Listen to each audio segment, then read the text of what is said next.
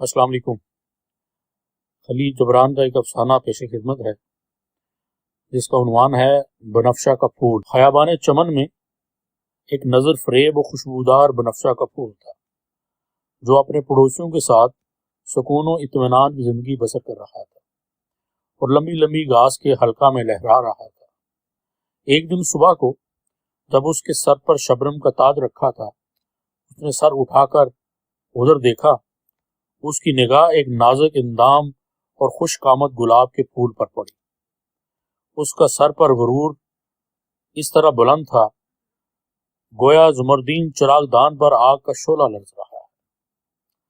بنفشہ کے پھول نے اپنے نیلگوں ہونٹ وا کیے اور سرد آہ بھر کر کہنے لگا، نباتی خوشبوؤں میں میرا حصہ کتنا کم اور پھولوں میں میرا درجہ کس قدر پست ہے۔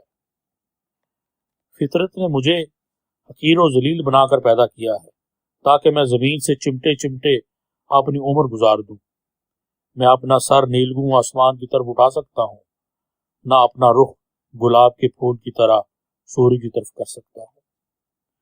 گلاب کے پھول نے اپنے پڑوسی بنفشہ کے پھول کی بات سنی اور کہا مار کر کہنے لگا، تو بھی پھولوں میں کتنا مورخ ہے۔ جو نعمت تجھے حاصل ہے، افسوس کہ تو اس کی قدر و قیمت سے واقف نہیں۔ تجھے فطرت نے وہ خوشبو، وہ حسن اور وہ دلکشی عطا فرمائی ہے جس سے اکثر پھول محروم ہیں۔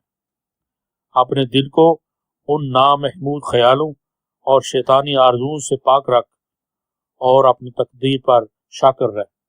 تجھے معلوم ہونا چاہیے کہ جس کسی نے اپنے بازوؤں کو نیچے کر لیا گویا اپنے مرتبے کو بڑھا لیا، اور جس کسی نے حرص و طمع کی گویا نقصان کو دعوت دی۔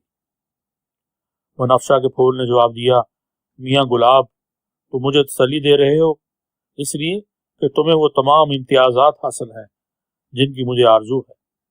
تم تحکمانہ لہجے میں میرے احساس کمتری کو دور کرنا چاہ رہے ہو، اس لیے تم بلند مرتبہ ہو، لیکن بد نصیب دلوں پر کامیابی و کامرانی کی نصیحتیں کیا اثر کر سکتی ہیں۔ اف، کس قدر سنگ دل ہے وہ طاقتور جو کمزوروں میں فصاحت اور بلاغت کے دریا بہائے۔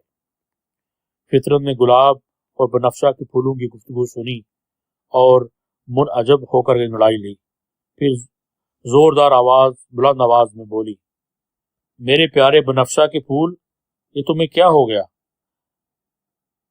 میں تو تمہیں تمہاری عاجزی کی بنا پر دلکشی، نرمی اور نزاکت کی بنا پر شیریں، غریب اور بیچارگی کی بنا پر شریف سمجھتی تھی۔ کیا مکروہ خواہشوں نے تمہیں بھی گمراہ کر دیا؟ کھوکھلی عظمت نے تمہاری عقل بھی چھین لی۔ بنفشہ نے آرزو مندانہ لہجے میں کہا، اے عظمت و جبروت کی دیوی، اے شفیق و مہرباں ماں، میں اپنے دل کی تمام آرزوؤں، اپنے روح کی تمام امیدوں کا واسطہ دے کر کہتا ہوں کہ تو میری رضا قبول کر لے اور مجھے خواہ ایک ہی دن کے لیے صحیح لیکن گلاب کا پھول بنا دے۔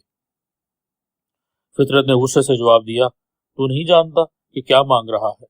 تجھے معلوم نہیں کہ ظاہری عظمت میں کتنی بلائیں پوشیدہ ہوتی ہیں؟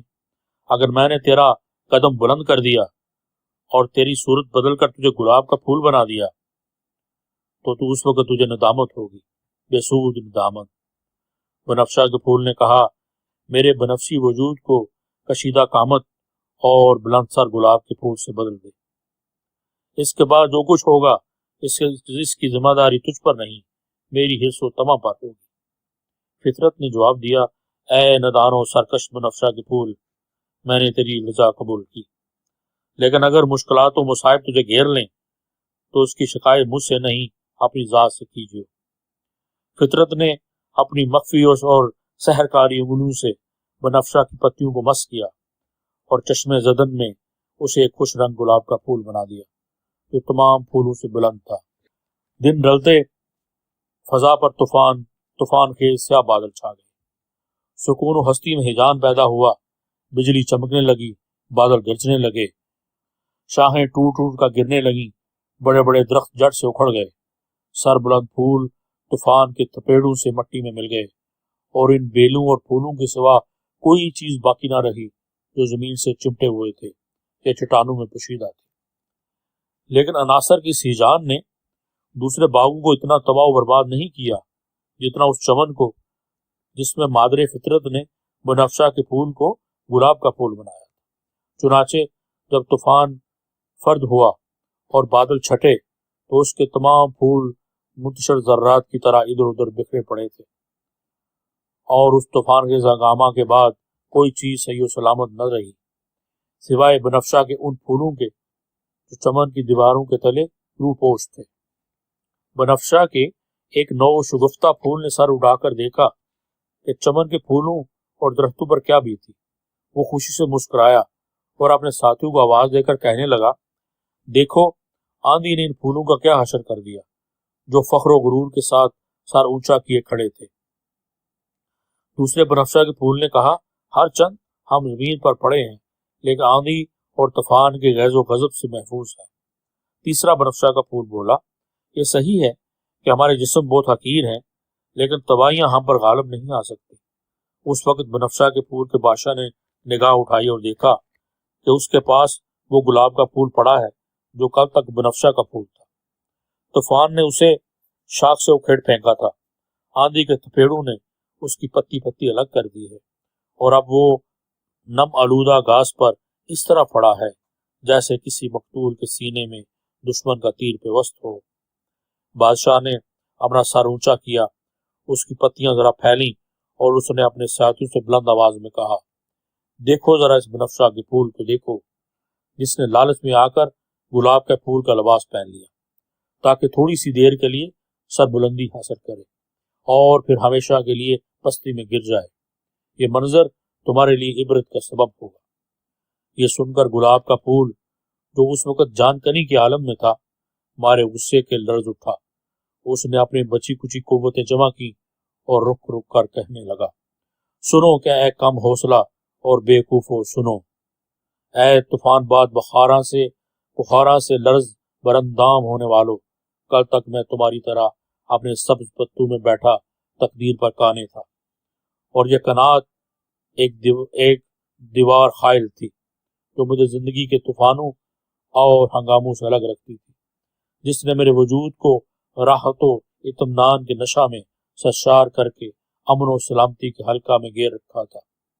میرے امکان میں تھا کہ میں کسی طرح زمین پر پڑے پڑے زندگی گزار دیتا، یہاں تک کہ موسم سرما اپنی برف باریوں سے مجھ پر چھا جاتا اور میں بھی اپنے پیش رو پھولوں کی طرح موت کی خاموش بستی میں پہنچ جاتا، نیستی کی تاریکیوں میں گم ہو جاتا، اس سے پہلے کہ میں ہستی کے اسرار و رموز کو جانچتا اور اس طریقے فکر سے ہٹ کر جانچتا جو سطح زمین پر نمودار ہونے کے بعد سے بنفشہ کے پھولوں نے اختیار کر رکھا ہے۔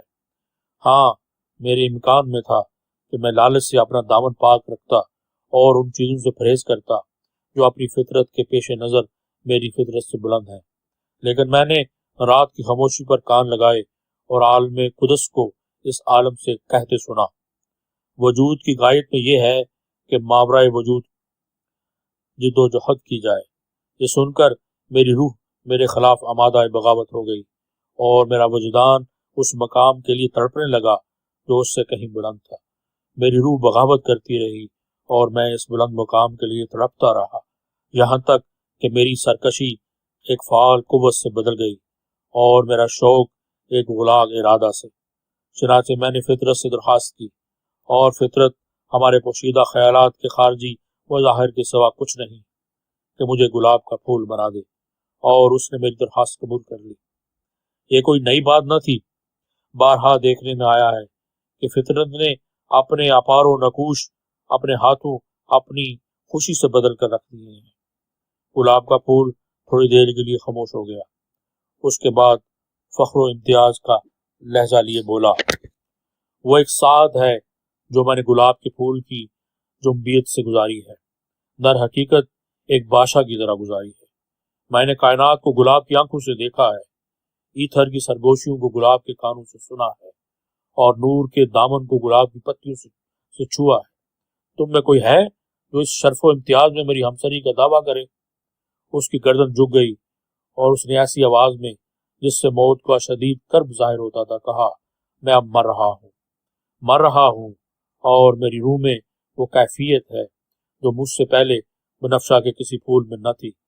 مجھے تمام وہ حقیقتیں معلوم ہیں جو اس محدود دائرہ کے پیچھے آسودہ ہیں، جس میں پیدا ہوا تھا، اور یہی زندگی کا مقصد ہے۔ ہاں، یہی وہ جوہر ہے جو شب و روز کے پردہ میں روپوش ہے۔ گلاب کی پتیاں مرجھا گئیں، اس میں قدرے لرزش پیدا ہوئی اور وہ مر گیا۔